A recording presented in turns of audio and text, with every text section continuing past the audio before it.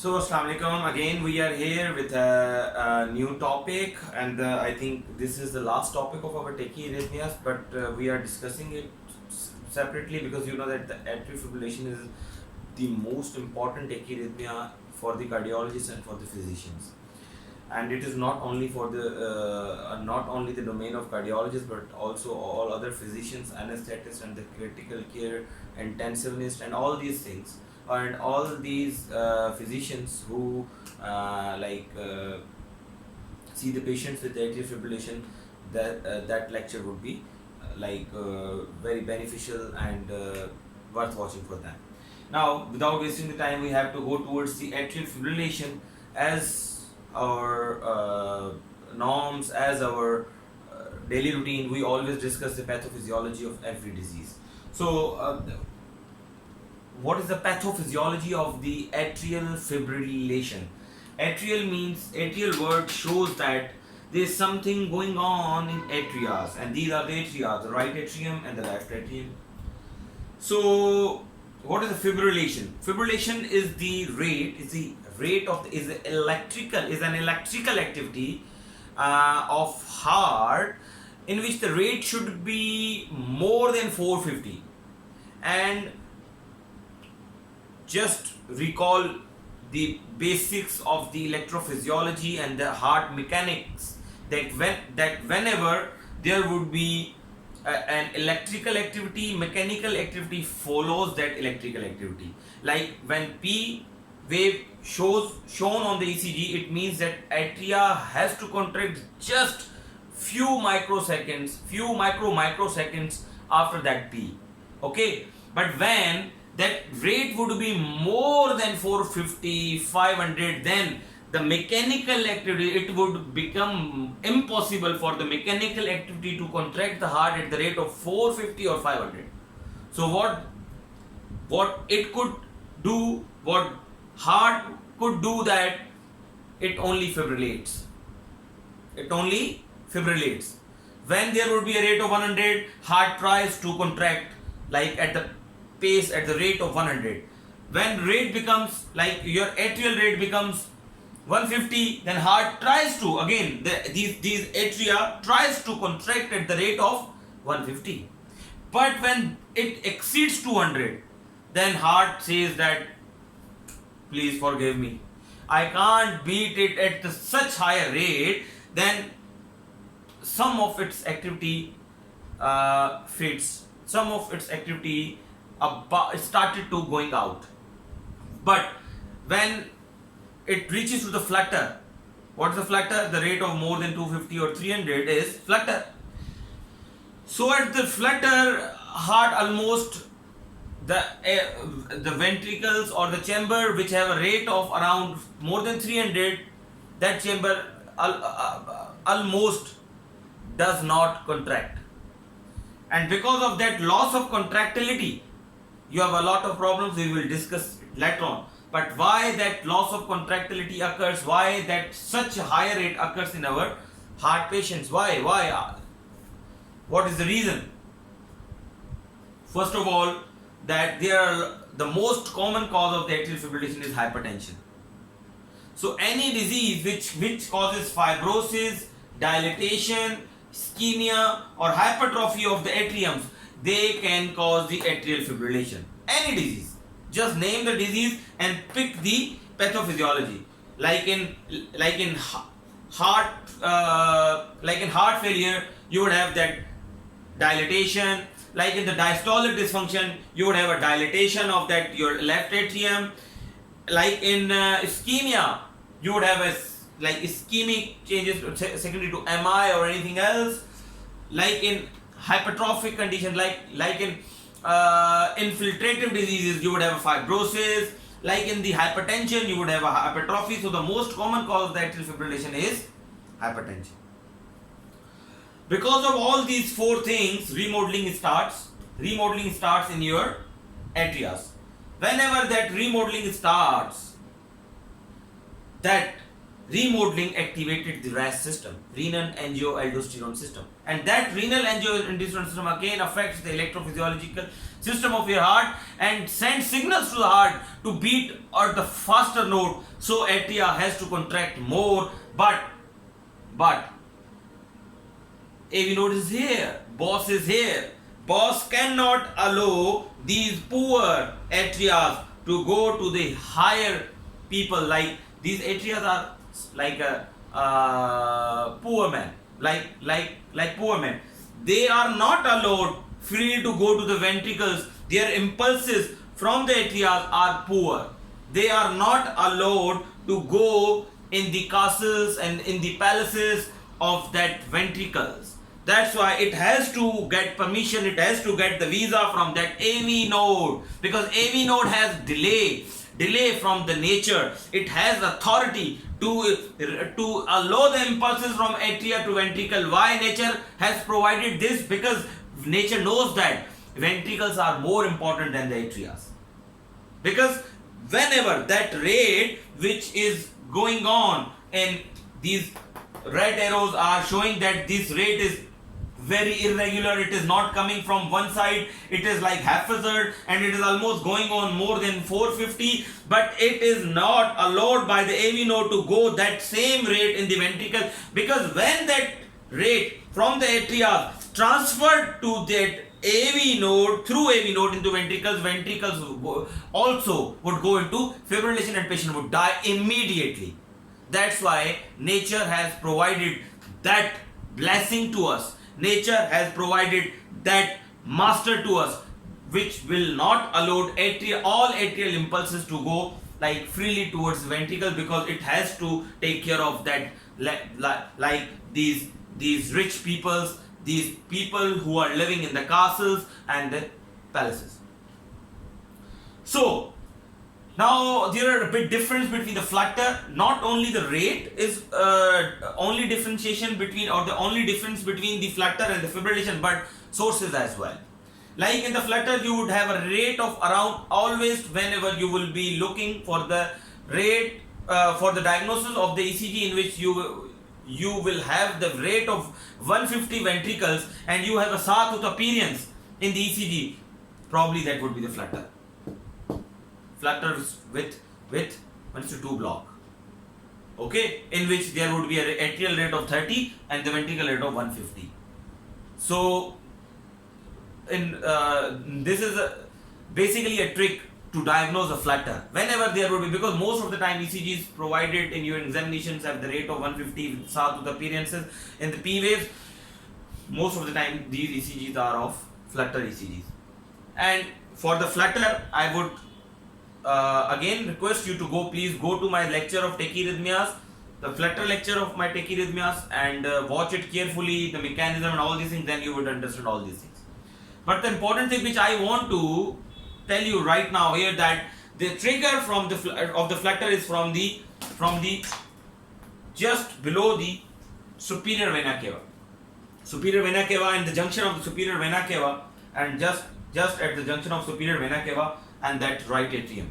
And and the typical flutters, as we discussed earlier, that it goes like this anti-clockwise from the anterior lateral position of the anterior middle position of that right atrium, and it goes then the intraseptal and move upward. So it actually goes anti-clockwise, and the atypical flutter goes like this. It's like the antegrade limb goes through the intra-atrial septum, and retrograde goes upward through anterolateral position wall of that right atrium. So that was the flutter. But in the atrial fibrillation, the source and the trigger from the pulmonary veins. The pulmonary veins who are attached with the LA. So the pulmonary veins who have a little connection. Obviously, there is an anatomical connection between the left atrium and that it has the sources. So whenever you have to do anything to ablate the thing, you have to ablate over here, which we will discuss later on. Okay, so whenever you have to ablate, whenever you have to discommunicate the source, you have to ablate here. Or if you want to do surgery, if the ablation is not successful, then again you have to do that. That procedure is also known as a maze procedure and modified maze procedure. There are few maze procedures. Initially it was the maze procedure, now it is a modified Mace procedure in which the surgeon just do the cuts, draw the lines, just to discommunicate the pulmonary veins, the electrical communications from the pulmonary veins to the left atrium. It does not anatomically discontinue or the discommunicate pulmonary veins with LA, because if he or she anyone who will do that, it means you are actually discommunicating heart from the great artery. You are not doing that. You are only just drawing a cut just to destroy the electrophysiology or the electrophysiological tracts which are sending that trigger to the LA from the pulmonary veins, because they are superficially in the endocardium. So if you just draw the cuts, it means you are like there are electrical circuits going here and you are drawing that cuts over here. It means you are discommunicating the electrical wires coming from pulmonary veins to LA. You are just discommunicating electrically pulmonary veins from the LA. The important thing. Now that was the pathophysiology. Okay, so here the rate upward in the atria is more than 450, but in the ventricle they are very beautifully rate is going down. But yes, sometimes your patient may present to the rate of 150, 160, 180, 200, and your patient may present with the fast ventricular rate, atrial fibrillation with fast ventricular rate. Okay, now the important thing here, how would we do? How can we diagnose the patient on ECG with atrial fibrillation? Very important. As you know that there are fibrillation going on in the atrial. Atrials are not contracting at all. They are just fibrillating. They are just like moving like this. So your ECG would not have what? Your ECG would not have P wave. Why? Because P wave is because of the contraction of the atria. Whenever there would be no atrial contraction, obviously there will be no P wave on ECG. Got it? Now important thing that you will appreciate the irregular R wave. Irregular R wave with the loss of P wave. Why that irregular R wave is going on the ECG? Because whenever AV node has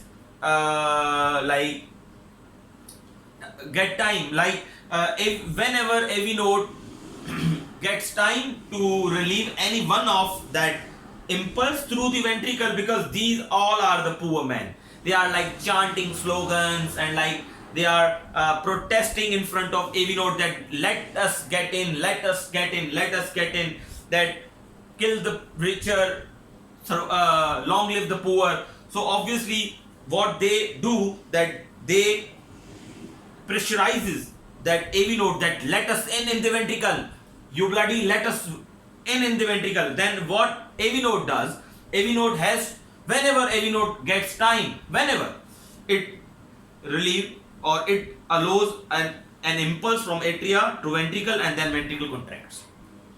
Got it? And some of these poor men, few are very stubborn. They do not stay here, they do not listen to AV node, they do not do anything, so they just escapes from here and causes what? Ventricle contraction. That's why when there would be more stubborn atrial impulses in the atria, because of any reason, because of any electrical instability, because of any physical or any other comorbid or any other clinical disability or any clinical instability or hemodynamical instability, there are a lot of, whenever there would be like clinical instability, it means that there are a lot of stubborn impulses are sitting in the atria, and they are like fighting with the AV node. They are like beating the AV node to let them into the ventricles. Then AV node. Now AV node limits finishes, and AV node has to allow most of the impulses from atria to ventricle to contract the heart. Now what happens then? Then we would have the fast ventricular rate on the ECG, and because of that fast ventricular rate, obviously your diastole shortens, because whenever there would be a short RR interval, it means that you have a short diastole, and whenever there would be a short diastole, your cardiac output would further decreases, and already that cardiac output has been decreased because of that atrial non-contraction. Why? Because atrial kick, like more than 30% of the cardiac output is made from that atrial kick, and because of the fibrillation, atrial kick already has been lost. And when there would be a fast ventricle rate, your heart would be compromised because your RR interval would be shorter, and your patient would have short diastole and the low cardiac output. And obviously, that you know that the low cardiac output state further causes what? Further poses your patients towards the cardiogenic shock, and when your patient will not cope up with the low cardiac output state, then obviously he or she would go into the cardiogenic shock.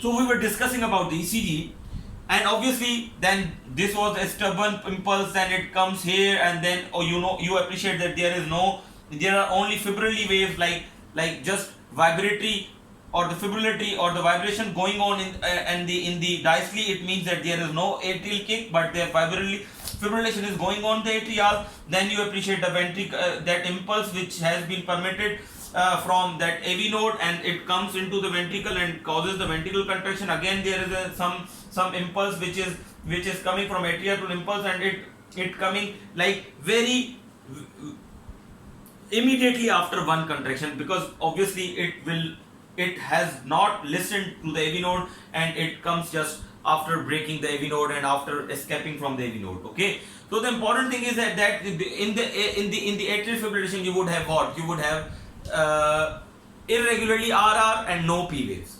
There are a lot of ECGs in which you have multiple P waves, multiple structure of P waves with the irregular RR interval. These patients would be of the multifocal atrial tachycardias, and I think we have discussed all these atrial tachycardias in the detail, so I don't want to discuss right now here, because I have to complete the atrial fibrillation, and I have to make you understand about the atrial fibrillation.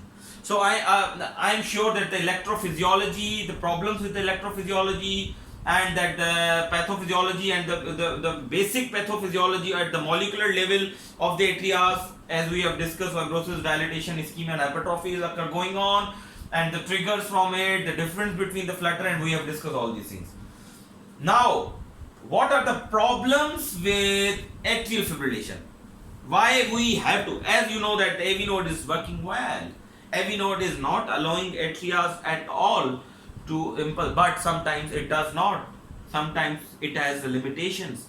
It does not disallow every impulse to go into the ventricle. It has to allow some impulses, and some impulses, as we discussed, are very stubborn, like me and you. So they just escape from the AV node. Okay. Now the important thing which I want to discuss you, that the problems, because whenever you will know the problems with the disease, obviously then you will treat your patient better, in a better or a good or in a better manner.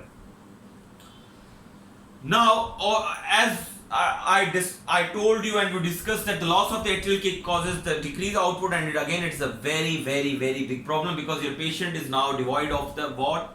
30%. Now your patient has lost the 30% of the atrial kick, cardiac output, because of the atrial kick.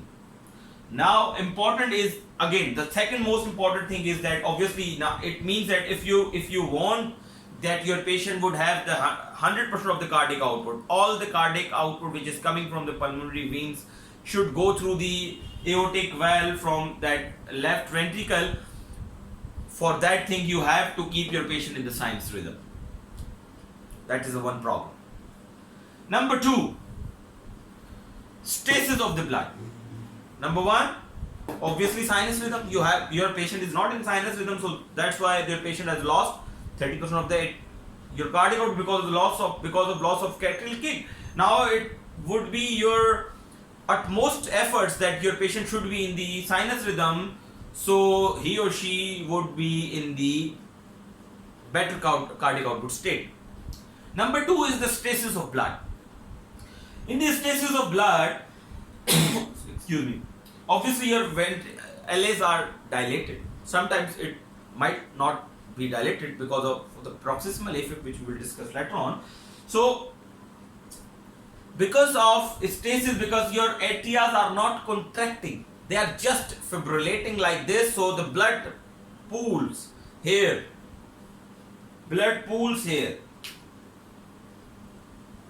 or here in LA appendages, most of the time in LA appendages, here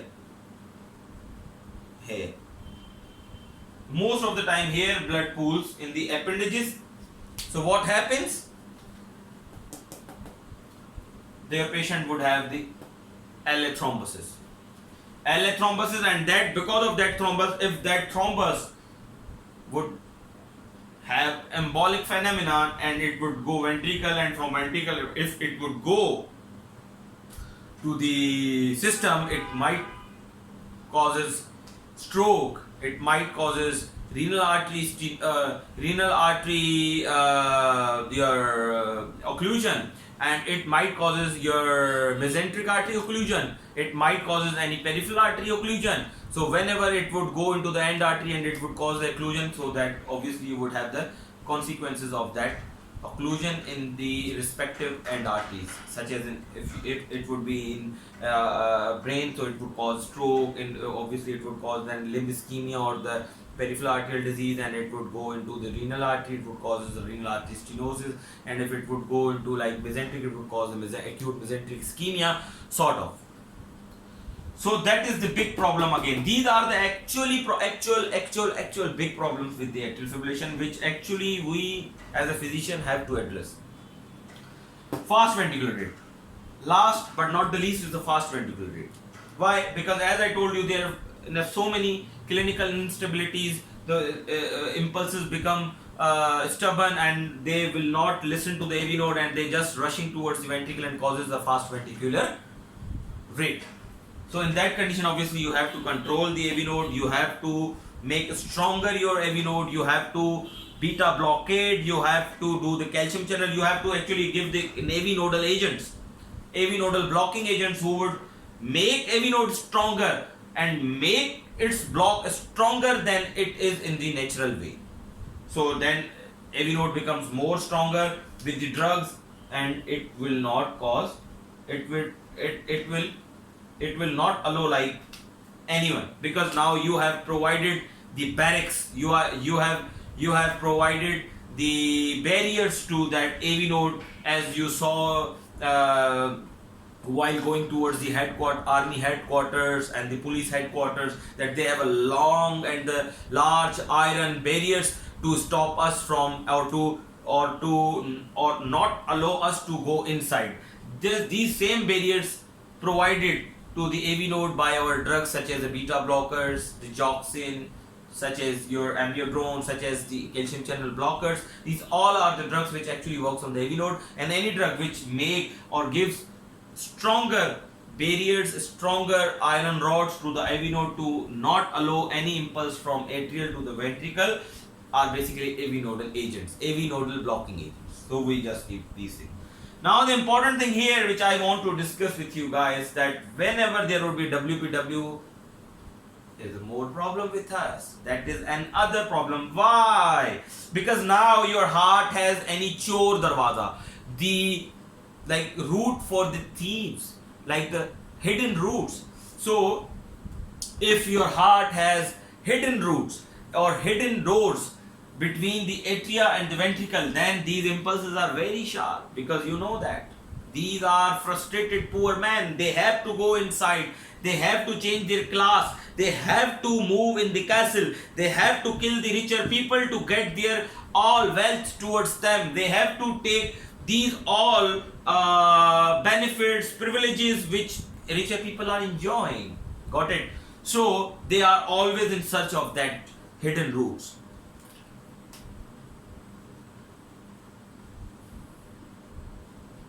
So whenever there would be accessory pathways are the hidden routes or the accessory pathways. Accessory means extra and pathways are the pathways, you know that the route. If they have extra routes between the atria and the ventricle, it means these impulses now have no need to ask AV node to go from atria to ventricles, because initially without these pathways, these all impulses has to ask AV node to pass through it to go towards the ventricles, but now they have the accessory pathways. They are not dependent on this AV node. So, as in our reflexes, as we are told, as we have been taught that atrial fibrillation, give the beta blockers. Atrial fibrillation, give the beta blocker. What happened that whenever there would be a WPW pathway and you will block that AV node, these are very, very sharp and naughty impulses. They start conducting through this. And what happens then? Your patient would go into the ventricular fibrillation, because now you have allowed them. You have made them, because whenever you will block the main gate, people will always search for the hidden routes. Initially they were going like slowly from the AV node and they were dependent on it. They did not have reason to search for the hidden routes. But whenever there would be increased impulses here, or you will block the AV node or any other condition, they causes them to search that hidden route and to conduct through it. So whenever they will find that route and will conduct through it, and they will go with the rate of 450 into the ventricles, they would cause what? They would cause ventricular fibrillation. Because already fibrillations are going on in the atria. Now they will cause the ventricular fibrillation because of that accessory pathways. That's why in WPW, these AV nodal agents are contraindicated. They are not allowed, especially for the acute treatment. If your patient is presenting to you with the narrow complex or wide complex irregular tachycardia, wide QRS complex irregular tachycardia, it means that there is something going on. There is something going on here. That's why your ventricles are, your QRS complexes are wide. I would again just recall my last lectures of tachyarrhythmias, because all these concepts, or for all these concepts you have to watch all the lectures of the tachyarrhythmias, because the concept which I am now here discussing with you, I have already discussed somewhere in my tachyarrhythmia lectures, because I cannot discuss all the things, all the pathophysiology all the time in every lecture. So just I want to discuss here that because as we discussed earlier, that whenever there would be a hindered conduction or the conduction from the ventricles, you will find a wide QRS complexes. So if you have wide QRS complexes on the ECG with the irregular RR wave, it means there is a Afib baseline and your patient may have that hidden, that accessory pathways, and some of the stubborn, some of the poor men are like leaking out in the ventricles through that pathways. Whenever then you will block that AV node, what will happen? All the naughty as well as stubborn as well as innocent impulses in the rate, all these would conduct it from atria to the ventricle through that accessory pathway, and your patient would go into the ventricular fibrillation. That is important for the atrial fibrillation. So these are the four problems in which we have to, these are the four major problems as a physician, as a cardiologist, we have to look for. So before going towards anything else, we will discuss just the clinical symptoms are not specialized. Whenever that atrial fibrillation would be COPD, your patient would have a short of breath and all these things. If your patient has that atrial fibrillation because of any ischemia, obviously your patient would have a chest pain, all these things. Sometimes if your patient has only atrial fibrillation, your patient would have fatigue, palpitations. Yet might, because of that atrial fibrillation, loss of you would have a loss of 30% kick. Obviously your patient would be in the short of breath, and your patient would be into acute pulmonary edema. So the clinical signs and symptoms are very versatile, and you would have a very variety of these clinical features, obviously. And yes, the pulse would be obviously irregular pulse, and obviously the associated disease would tell you the further clinical features of your patient. And on with atrial fibrillation. With atrial fibrillation, your patient would have what? On JVP there would be no A wave. Why there is no A wave? Because no A wave, because Atrial contraction causes A wave on the JVP, P wave on the ECG. So there would be no A wave on the JVP and there would be no P wave on ECG because there is no atrias are not contracting at all. Now the important thing, types. Sorry, types.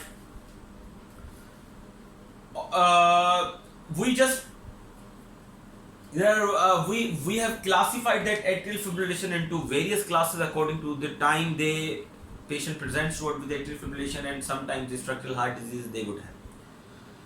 The new onset or recurrent AFib, the new onset which is like your patient is coming first time to you with no previous history of atrial fibrillation, nothing at all, with no previous ECG with the atrial fibrillation, with no symptoms of atrial fibrillation, but now he or she is presenting to you with the single most event and your ECG, the patient's ECG is showing atrial fibrillation. It means that your patient has a new onset atrial fibrillation. If your patient has more than two or more than two episodes, it means your patient has recurrent atrial fibrillation.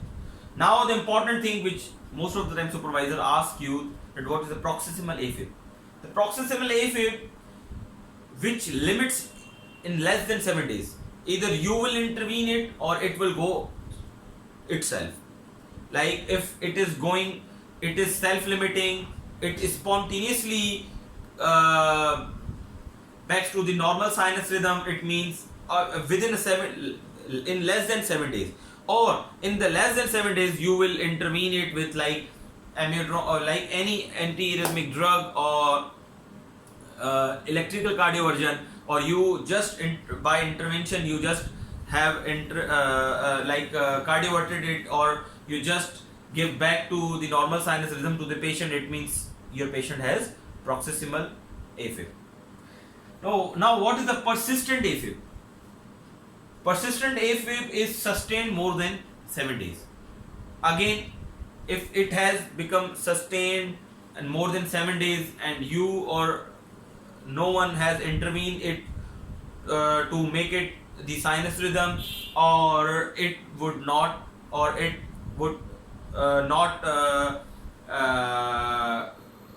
get back into the normal sinus rhythm by itself.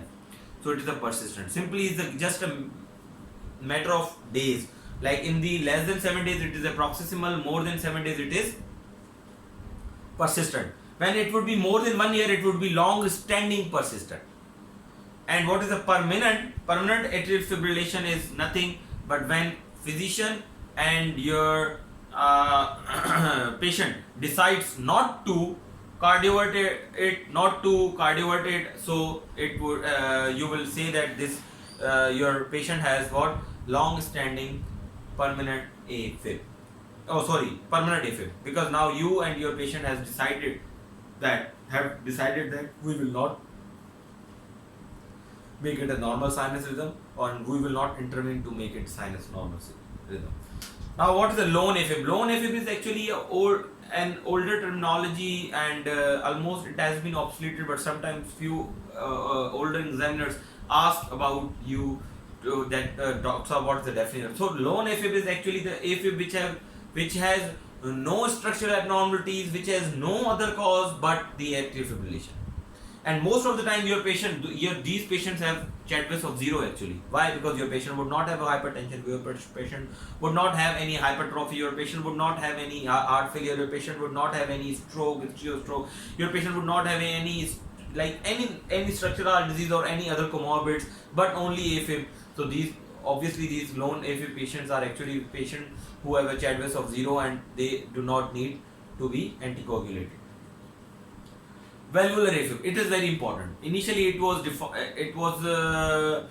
defined as something else. There are a lot of things included in it, because the valvular AFib is the only AFib which should be anticoagulated with the warfarin. You cannot give DOAX or NOAX on this valvular AFib. So that's why valvular AFib, the definition of valvular AFib for the cardiologist and for the physician is actually very, very, very important. So initially there are a lot of things included in it. Now just make it simple and just remind that there are two things in it, that moderate to severe rheumatic heart disease, MS secondary to rheumatic heart disease, number one, or the mechanical prosthetic. If your patient has a status post mechanical valve prosthesis secondary to any valvular heart disease at any position of any valve, number one, and presenting to you with the Afib, it means your patient has a valvular Afib. And second thing, if your patient is moderate to severe MS, either you intervene or not, and your patient is going on the atrial fibrillation, it means your patient has got valvular Afib. And that is the valvular Afib, that is the Afib which actually should be anticoagulated with warfarin, because you are not allowed to anticoagulate them according to the guidelines with the DOAC or NOACs. So that was like